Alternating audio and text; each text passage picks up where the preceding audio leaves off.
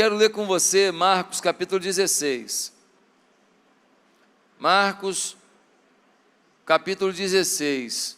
E eu tenho a expectativa de que Deus vai falar alguma coisa muito forte com você nessa hora, complementando tudo aquilo que você ouviu ao longo dessa conferência. Nós vemos assim em Marcos 16, a ressurreição de Jesus. Passado o sábado, Maria Madalena, Maria, mãe de Tiago, e Salomé compraram óleos aromáticos para ungir o corpo de Jesus. E bem cedo, no primeiro dia da semana, ao nascer do sol, foram ao túmulo.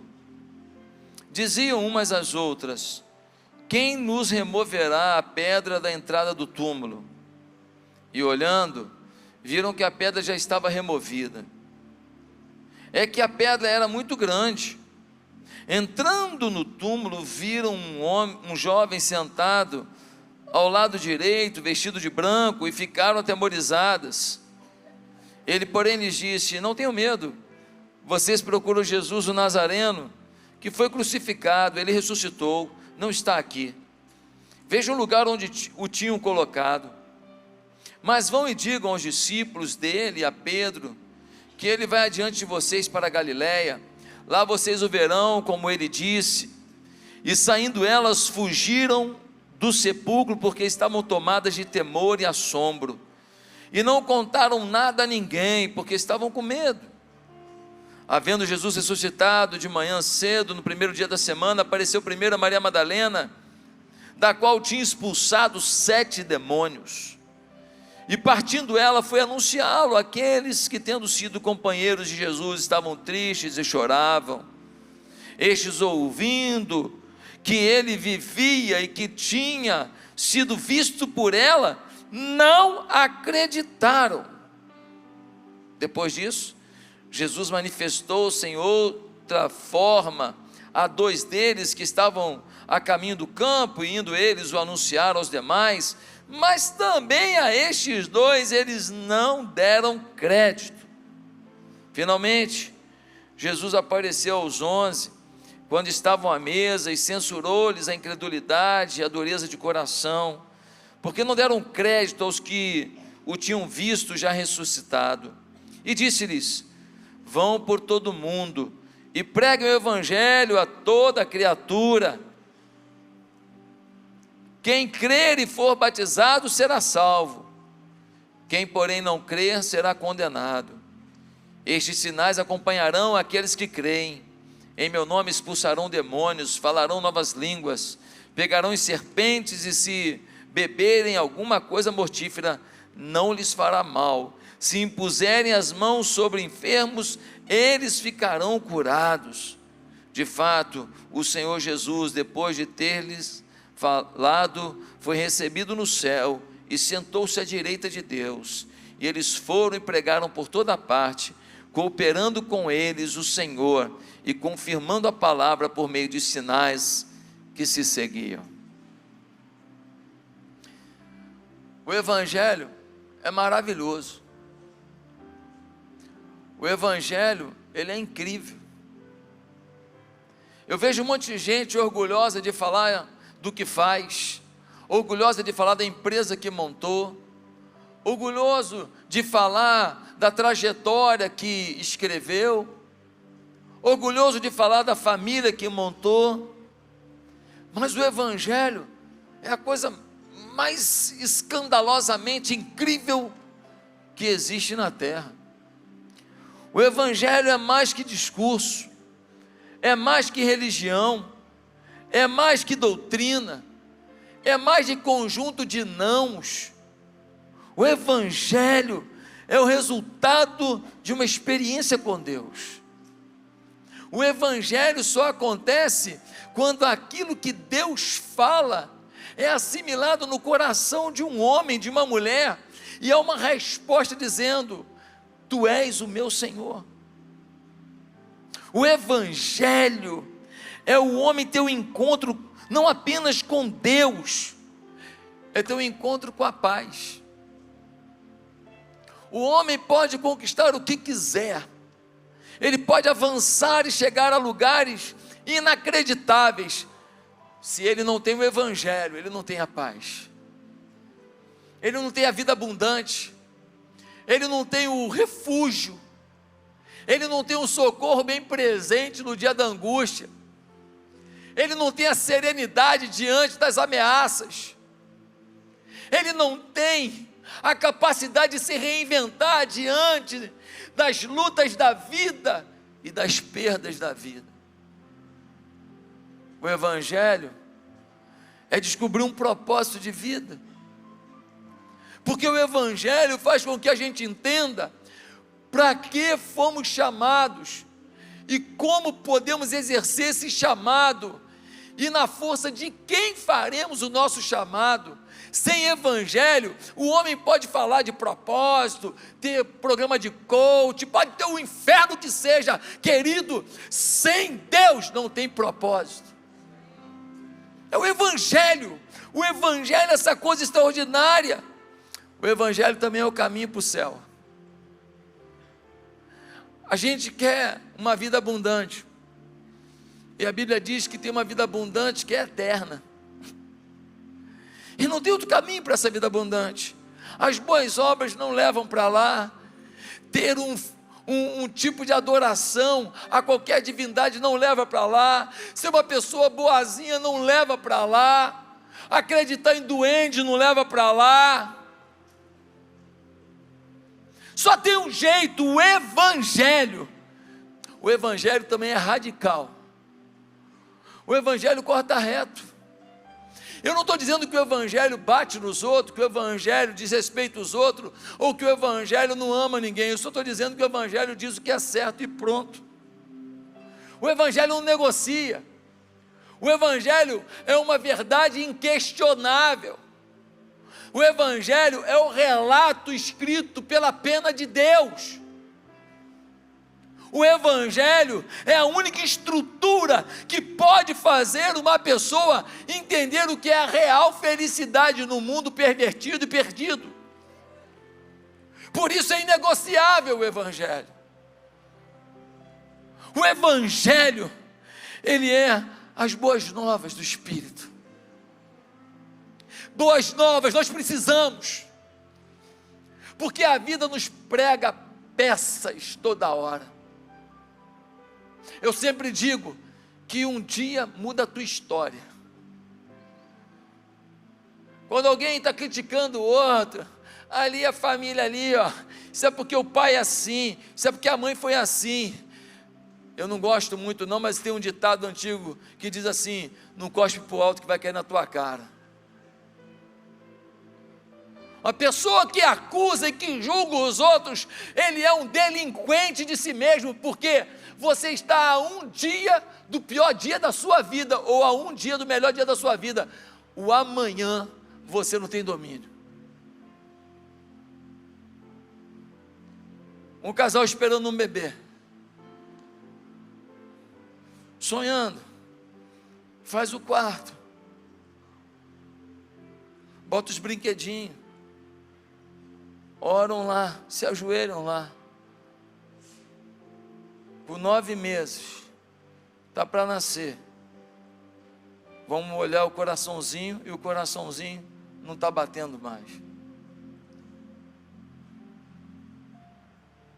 Quem está livre disso? Quantas vezes eu tive que consolar famílias que passaram por isso? E aí você faz uma cesárea para tirar algo morto que você queria que vivesse. Um filho voltando para passar o dia das mães com a sua mamãe querida, médico, menino de Deus, na estrada, ele bate de frente para um caminhão, e no dia das mães ele não chega, e a mãe liga, e finalmente alguém atende, e aí se descobre que no dia das mães, nunca mais ela teria aquele abraço. A vida, ela nos apresenta situações difíceis, por isso nós precisamos do Evangelho. É o Evangelho, é o Evangelho.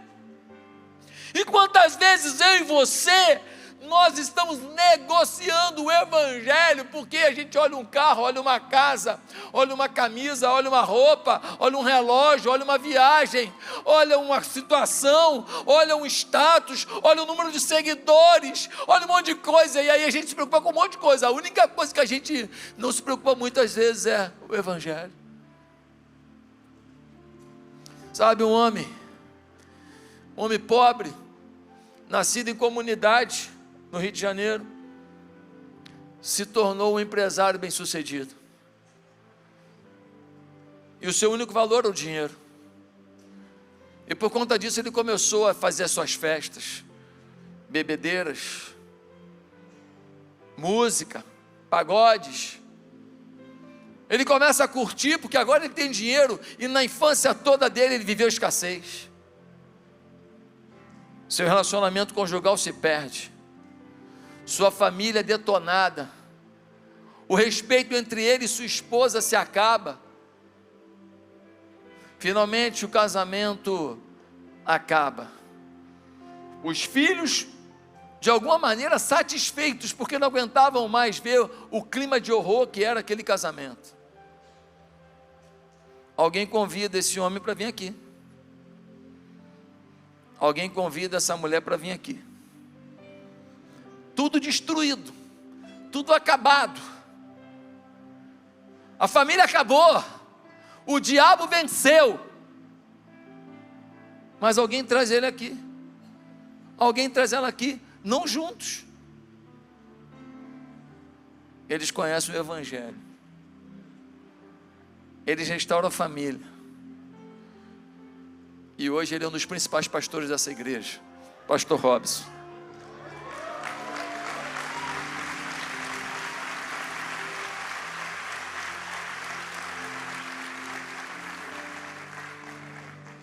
Quantos anos de convertido, pastor? 7 anos. É o coordenador da expansão mundial. Começamos ano passado com 21 igrejas.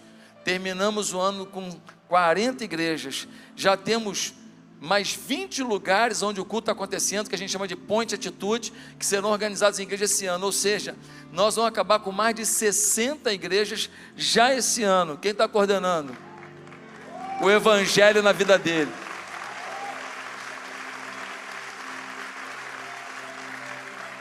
Você vibra com o evangelho? Eu vibro, porque a melhor versão das pessoas é restaurada. A beleza das pessoas é aprimorada. O brilho das pessoas se revela. Quem faz isso? O evangelho. E esse texto nos mostra de forma muito clara por que o evangelho é maravilhoso. E eu queria pensar com você, por quê? Primeiro, nós precisamos entender o que aconteceu aqui. Dia da ressurreição de Jesus, Maria Madalena, mais algumas amigas, elas compraram alguns óleos aromáticos para ir de alguma maneira ungir o corpo de Jesus. Os discípulos estavam chorando, choramingando, se escondendo, mas elas decidiram ir até o local onde o corpo estava para adorá-lo, ainda que morto, para reverenciá-lo, ainda que morto. Quando elas chegam lá, o corpo não está, e elas olham para um lado e veem um jovem vestido de branco, olhos que brilham, cabelo que brilha, uma face que brilha. Assustadas elas ficam, e então aquele que um anjo era diz: vieram procurar por ele, né? Ele não está aqui, ele ressuscitou. E ele deixou um recado. Ele pediu para os discípulos irem para Galiléia, porque lá ele os encontrará e dirá como serão os próximos capítulos da história do evangelho. As mulheres saem e chamam os apóstolos que caminharam com Jesus e contam isso. Eles não acreditaram. Jesus, indo para Galiléia, encontra também com 2 homens e se revela para eles. Eles voltam a Jerusalém, contam para os discípulos: olha, encontramos Jesus, ele ressuscitou. E eles não acreditaram. Até que finalmente Jesus os encontra, fala com eles que não foi legal essa descrença, mas os convida a pregar o Evangelho, e diz a eles: preguem, e eu lhes darei um poder que vocês nunca viveram, para que as palavras de vocês sejam embebidas de sinais e maravilhas, e de poder e glória, porque este é o Evangelho. Quais são as lições aqui? Porque o Evangelho é maravilhoso. Primeiro, porque o Evangelho, ele não tem preconceito com a sua história pregressa. A primeira mulher que aparece ali é uma tal de Maria Madalena. Essa mulher está aqui, no versículo 9, a gente lê: havendo Jesus ressuscitado de manhã cedo, no primeiro dia da semana, apareceu primeiro a Maria Madalena, da qual tinha expulsado 7 demônios. Quem é a primeira pessoa a descobrir que o Salvador ressuscitou? Uma mulher que tinha 7 demônios. Por que ela tinha 7 demônios? Quais eram os pactos que ela fazia? Alguns acreditam que ela fosse uma prostituta, que participasse inclusive de rituais, e os demônios iam e voltavam e tomavam a sua vida. Uma pessoa impregnada do mal. Mas quando ela se converte, conhece o Evangelho, Jesus fala: é para ela que eu vou revelar em primeiro lugar que eu voltei. Queridos, o homem convertido pode até ter preconceito com a vida pregressa de alguém, mas o Evangelho não. Alguém pode chegar na igreja e alguém olhar, uma mulher olhar e falar: naquela moça ali tinha uma vida esquisita, quero perto do meu marido. Não, o ser humano pode até fazer isso, o Evangelho não. Um cara pode olhar para o outro e falar assim: aquele cara passava todo mundo para trás, está aqui na igreja agora, é ruim de eu ficar perto dele. Pode até ter um preconceito de alguém com alguém, pessoas falhando, mas o Evangelho não. O Evangelho olha para alguém com a vida torta, estragada, pervertida, detonada, e fala: se eu cheguei, mudou. Se eu cheguei, começou de novo.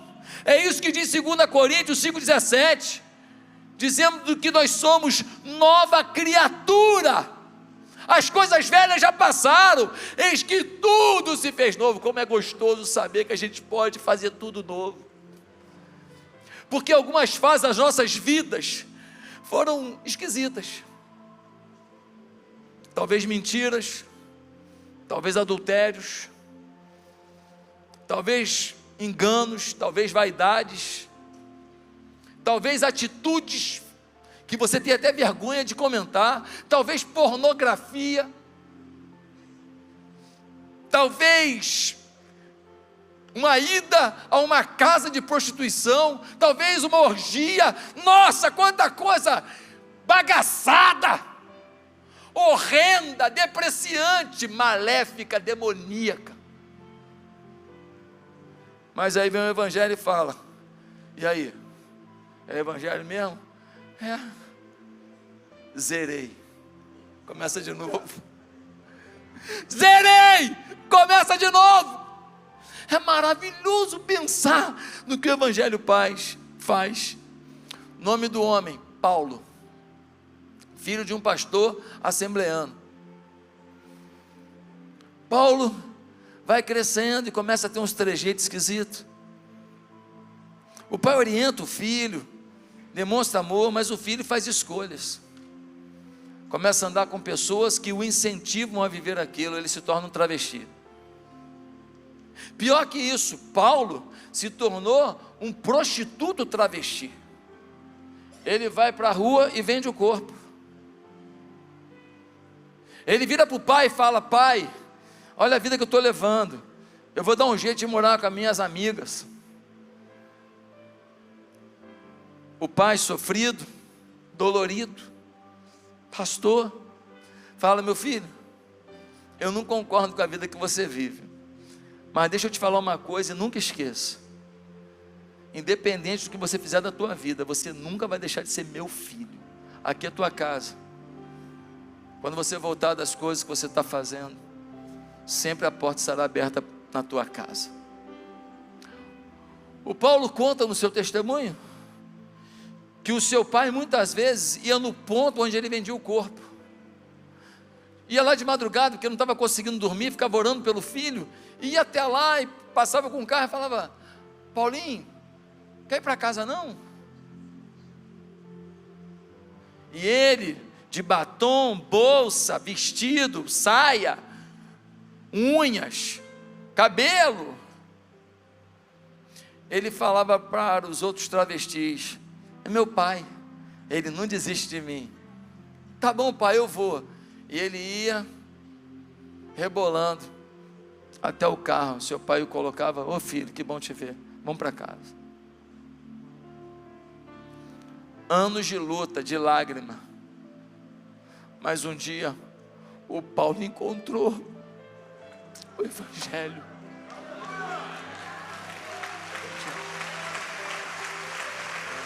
Ele encontrou o Evangelho. E quando ele encontrou o Evangelho, tudo aquilo que era o fetiche da vida, tudo aquilo que era o desejo da vida, tudo aquilo que parecia maior do que ele, cai por terra. E a glória de Deus vem sobre ele. E ele começa a testemunhar pelo Brasil, ele começa a pregar pelo Brasil, ele começa a ganhar vidas pelo Brasil, e ele começa a declarar que Jesus Cristo transforma qualquer pessoa, independente do nível de compromisso com o inferno que já teve. Em segundo lugar, por que o Evangelho é maravilhoso? Porque muda completamente os valores de qualquer pessoa. Essa mulher provavelmente ganhava dinheiro para se vender. Agora, no versículo 1 diz assim: Maria Madalena, Maria, mãe de Tiago e Salomé, compraram óleos aromáticos para ungir o corpo de Jesus. Antes, ela vende o corpo para viver o que quer. Agora, ela gasta dinheiro para viver o que Deus quer. Agora, ela compra óleos aromáticos para falar: o meu Salvador morreu, mas pelo menos ele vai estar embalsamado com dignidade, pelo menos ele vai estar num túmulo perfumado.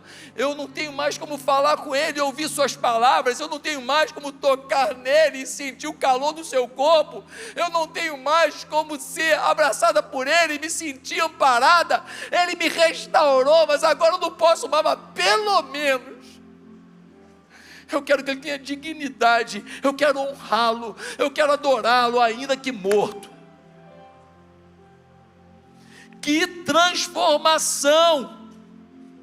Valores são nossas prioridades internas, sabe, gente? A maioria das pessoas que estão nas igrejas, elas não sabem seus reais valores. Declaramos valores, mas não vivemos esses valores. E você não é o que você declara, você é o que você vive. Dizemos que amamos a Bíblia, mas não lemos. Dizemos que amamos estar na presença de Deus, mas não oramos. Dizemos que estamos a serviço do Senhor, mas não ganhamos ninguém para Jesus o ano inteiro, não vai ninguém para o céu por nossa conta. A gente vive para o nosso umbigo, para o nosso desejo, a gente está nem aí para a salvação do mundo. Então são valores que não são nossos. Onde está teu tempo e teu dinheiro? Aí estão teus valores. Onde está teu tempo e teu dinheiro? Aí estão teus valores, queridos. Lembra de Zaqueu? O cara era brabo, o cara cobrava impostos do seu povo e mandava para o Império Romano. Que situação desagradável, ser você alguém que tira do seu dinheiro para bancar um outro império, e não para satisfazer a sua própria nação. O Zaqueu é a expressão do domínio, mas para piorar, o cara ainda era ladrão, ainda cobrava acima do valor, ainda tirava de pessoas pobres mais do que deveriam dar por aquilo que Roma havia definido. Um bicho ordinário, maldito, egoísta. Mas ele ouve falar que tem um homem que tem um olhar que transforma, que tem um jeito incrível.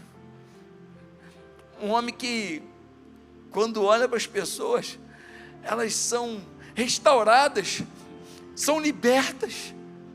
Que quando ele ora pelas crianças, elas são transformadas. Quando ele ora pelos pais, os casais são abençoados e que os milagres o acompanham. Ele sobe numa árvore para tentar ver se Jesus vira para aquele cara estragado, sem jeito nenhum, totalmente odiado na cidade de Jericó, um grande centro comercial da época, e Jesus fala: ô Zaqueu, vamos lá tomar um Nescafé, vamos lá, tem pão de queijo lá, quero ir na tua casa. Zaqueu desce, vai para casa, Jesus lhe apresenta o Evangelho, e aí o cara é poderoso, o cara é famoso, o cara é isso e aquilo, mas diante do Evangelho todo mundo é nada. E aí ele se converte e fala: Jesus, deixa eu te falar, para quem eu roubei eu dou 4 vezes mais, e metade do que eu tenho eu não preciso não, eu vou dar para os pobres. Meu Deus, em um dia mudou tudo. Ei, o Evangelho vira a chave da sua vida num dia. Talvez você já esteja na igreja há muitos anos e tem coisas que você não mudou até hoje, é porque você não se entregou ao Evangelho na entrega total. Você ainda está dizendo para o Evangelho: vem até a sala, mas não entra no quarto, vem até aqui, mas não completa a obra, porque o Evangelho, quando vem, ele vira a chave, ele transforma. A nossa igreja precisava de 100 mil reais para quitar uma prestação. Uma pessoa depositou de forma anônima e mandou um recado: não quero que ninguém saiba quem fui. Não sei até hoje. 100 mil há muito tempo atrás, amigo, era muito dinheiro. Ainda é, né? Mas era mais dinheiro ainda. O que faz uma pessoa pegar 100 mil reais e botar no altar do Senhor e falar assim: minha igreja, toma, só o Evangelho? Porque podia dar alguma coisinha, mas dá isso tudo de uma vez só, falando: não, é para o reino, toma, é o Evangelho. O Evangelho faz a gente não ter amor ao dinheiro. Terceiro lugar, porque o Evangelho é maravilhoso, porque o Evangelho não despreza, mas trata os pecadores. O Evangelho não despreza. Pastor, por que você está falando isso? Por causa da Maria Madalena? Não, por causa dos discípulos. Porque dá uma olhada no versículo 11, diz assim: estes, ouvindo que ele vivia e que tinha sido visto por Maria Madalena, não acreditaram.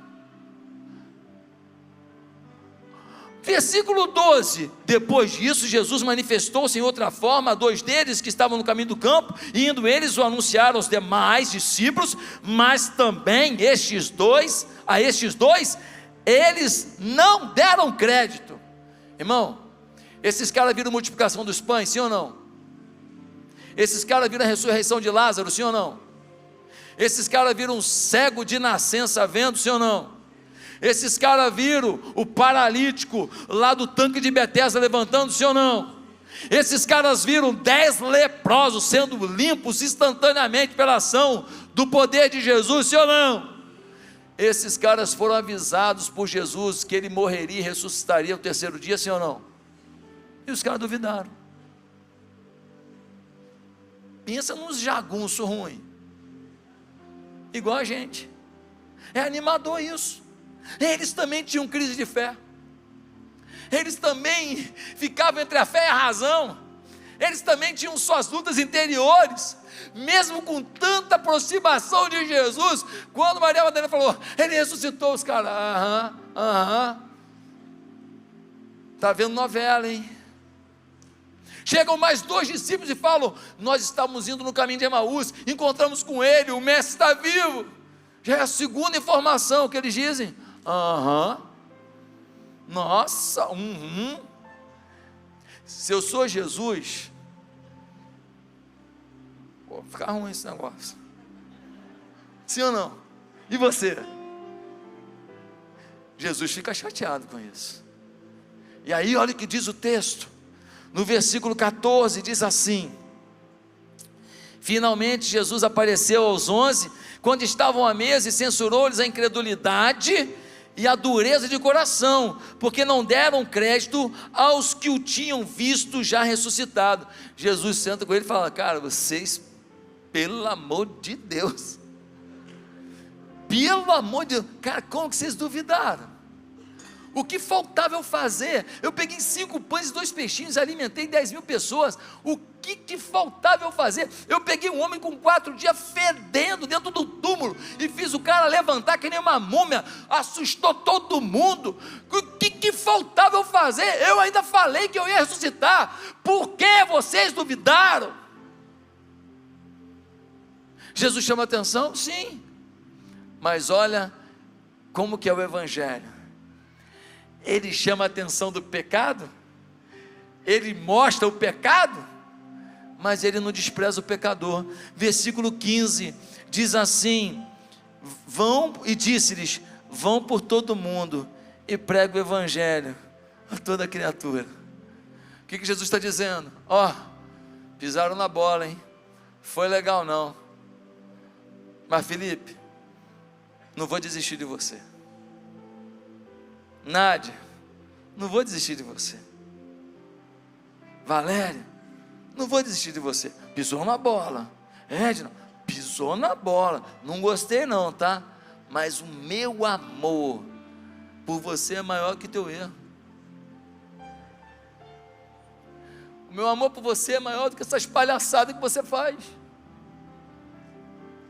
O meu amor por você é maior do que essas atitudes que você tem ridículas, de colocar coisas e colocar oportunidades e colocar um monte de coisas na minha frente.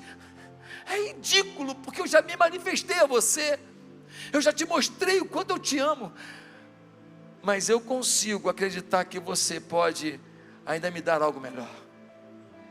Ele fala para eles: olha, vacilaram, hein? Mas aqui, estão conscientes? Estamos. Estão arrependidos? Estamos. Então vamos recomeçar. Vão pregar o Evangelho. Eu não tenho time B, o meu time são vocês. São imperfeitos, mas é o meu time, porque o Evangelho reconfigura vocês para fazer de novo e fazer certo. Meus queridos, uma igreja que não fala de pecado e rejeita o pecado não é bíblica, mas uma igreja que despreza quem pecou também não é bíblica. Tem muita igreja que não fala de pecado, para mim não é bíblica, mas tem muita igreja que joga fora o pecador, também não é bíblica. O que a gente vê no Evangelho é que o Evangelho, ele confronta, trata e cura. Ele confronta, trata e cura. E mais do que curar, ele envia, ele acredita, ele potencializa. E é por isso que o cara mais estragado do mundo, o maior drogado do mundo, o maior bandido do mundo, o maior adúltero do mundo, o maior sonegador do mundo, quando ele entrega a vida a Jesus, chega na igreja, ele fala assim: eu entreguei a vida a Jesus, eu quero ser pastor. Todo mundo fala o quê? Aleluia, glória a Deus. Se for a Assembleia de Deus, aleluia, glória a Deus muitas vezes, para a glória de Jesus.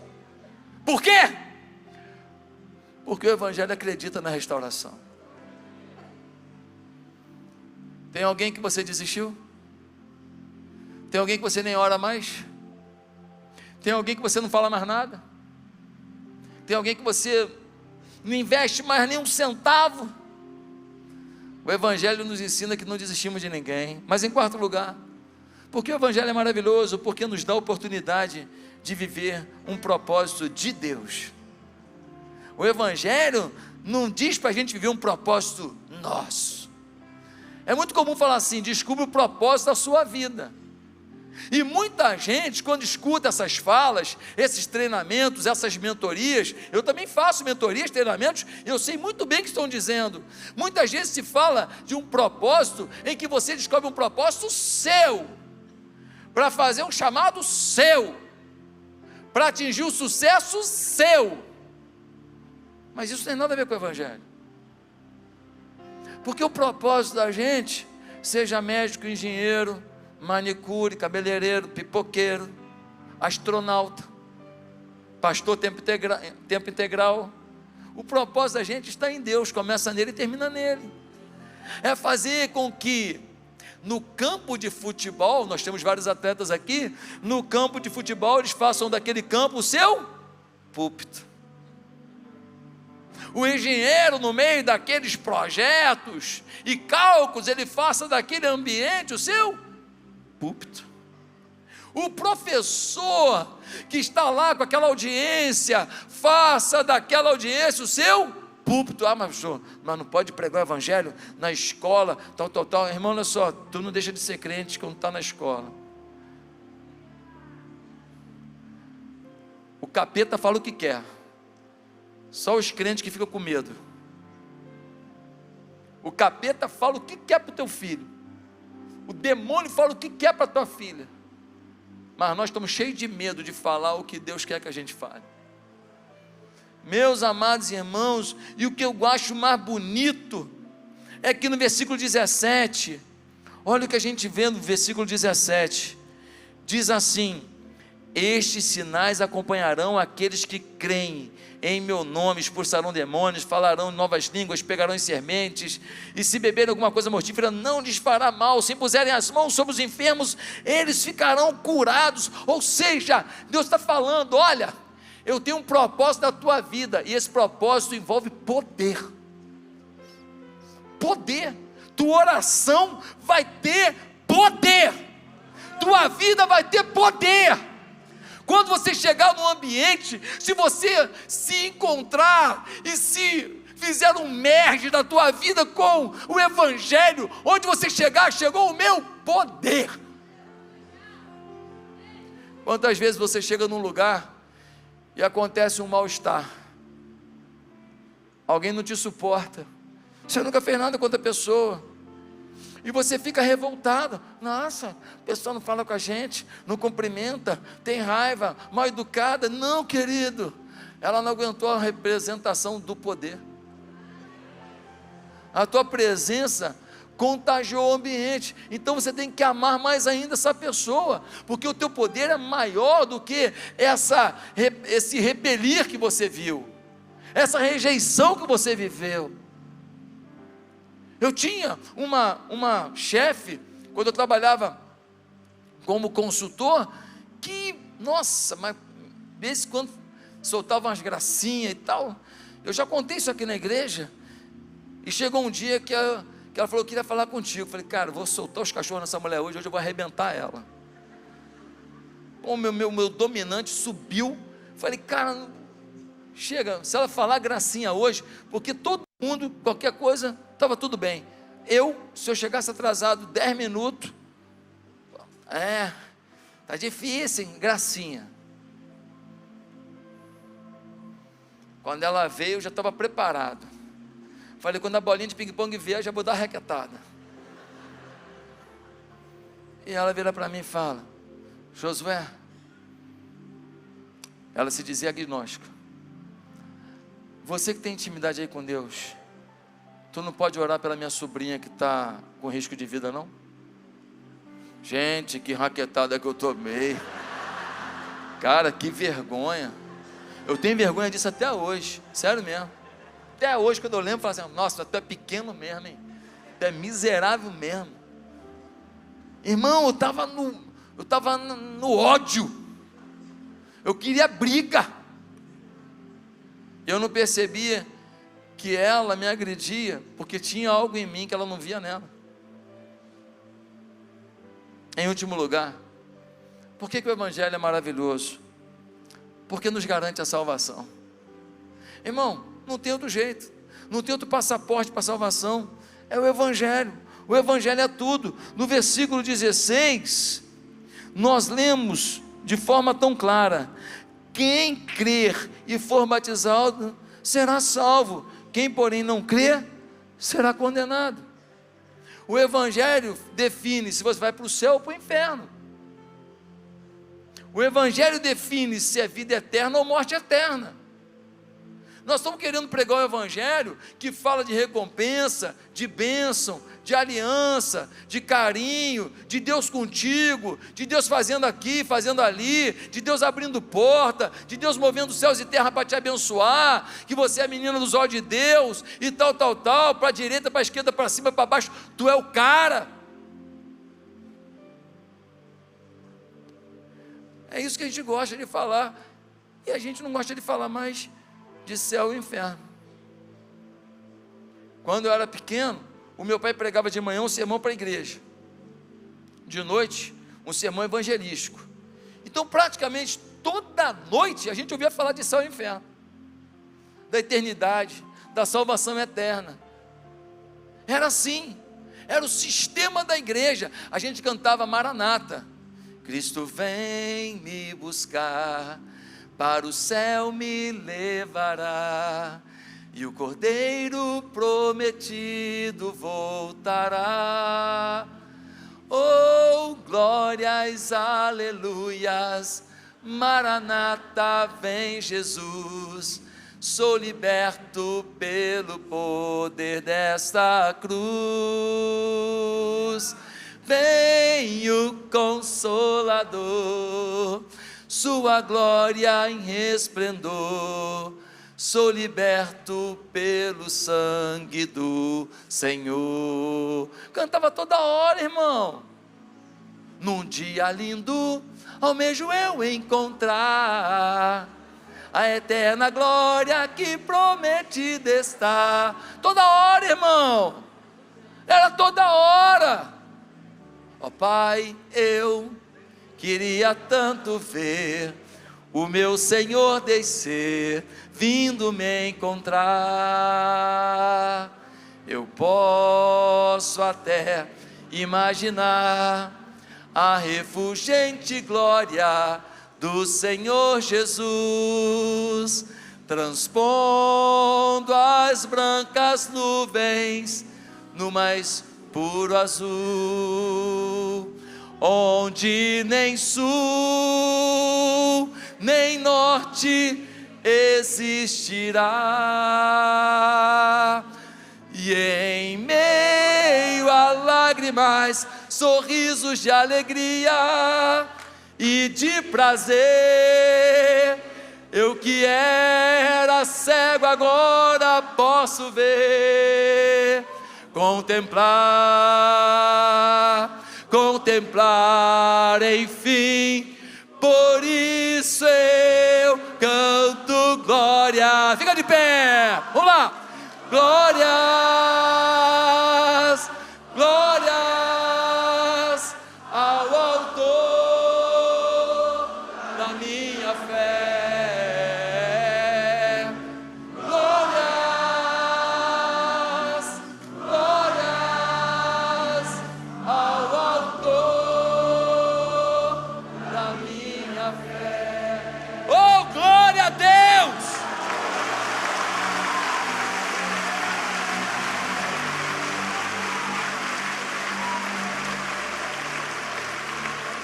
O evangelho me garante no céu. Não quer ser meu vizinho aqui, vai ser lá. Não deu para eu comprar um barraco do lado teu? Lá vamos morar junto. Vamos comer o churrasquinho do céu. Vamos ter aliança no céu. Vamos nos confraternizar no céu. Eu fico imaginando. Rapaz, o meu papo com Pedro. Rapaz, mas você, hein, cara, você era forte o negócio. Josué, rapaz, Jesus teve que cortar um dobrado comigo. E você, Tomé, aí tu duvidou, miserável. Pois é, rapaz, mas ele me mostrou as marcas das mãos, e com as mesmas mãos ele me abraçou. Por isso eu estou aqui. E Abraão? Fala, Abraão. Tu tá de brincadeira. Tu ia meter a faca no moleque mesmo? Que fé é essa, cara? Tu tá de palhaçada, mano. Eu não tinha coragem, Abraão. Eu sei, José. Mas eu fui tomado pelo Espírito de Deus de tal maneira que eu sabia que ainda que eu matasse, ele ressuscitaria. Eu não tinha dúvida de que o poder do meu Deus era o mesmo que fez a minha mulher seca frutificar. Meu Deus do céu, que encontro glorioso, que momento exponencial. Esse é o céu que nos está reservado. E agora a pergunta final: Deus promete isso tudo e a gente negocia, vivendo um evangelho que não é esse evangelho,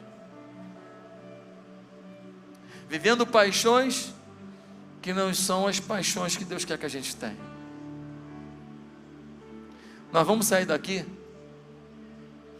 e cada um de nós vai precisar responder a seguinte pergunta: fui a mais uma conferência ou fui a um encontro com o Pai?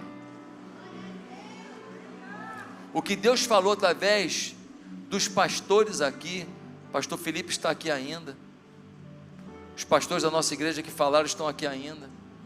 O que Deus derramou aqui, irmão, foi azeite fresco do céu. Primeiro a tirar, sabe que o azeite tira uma leva, depois a azeitona fica meio estragadinha, ele aperta de novo, e o último é usado assim para lamparina, que é o azeite mafurreca, mas é do primeiro azeite que era colocado na lâmpada do templo. Gente, Deus mandou aqui azeite fresco para colocar na lamparina da tua vida, azeite precioso, amém? Eu creio nisso. E aí, você foi abençoado por esse vídeo? Pois é, quem procura acha, diz a palavra de Deus.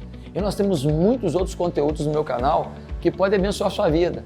Talvez você vai estar lavando uma louça e ouvindo, talvez vai estar dirigindo o seu carro e ouvindo. Quem sabe vai parar com sua família para vocês terem um momento de ouvir e depois de compartilhar o conteúdo de uma mensagem que Deus me deu. Eu queria tanto participar mais da sua vida. Se inscreva no meu canal agora, acompanhe os outros vídeos, se inscreva para receber o Bom Dia com Oração, que é uma meditação diária que eu faço. Dessa maneira, sem sombra de dúvida, você terá muito mais recursos para a sua vitória. Meu papel? Somar com isso.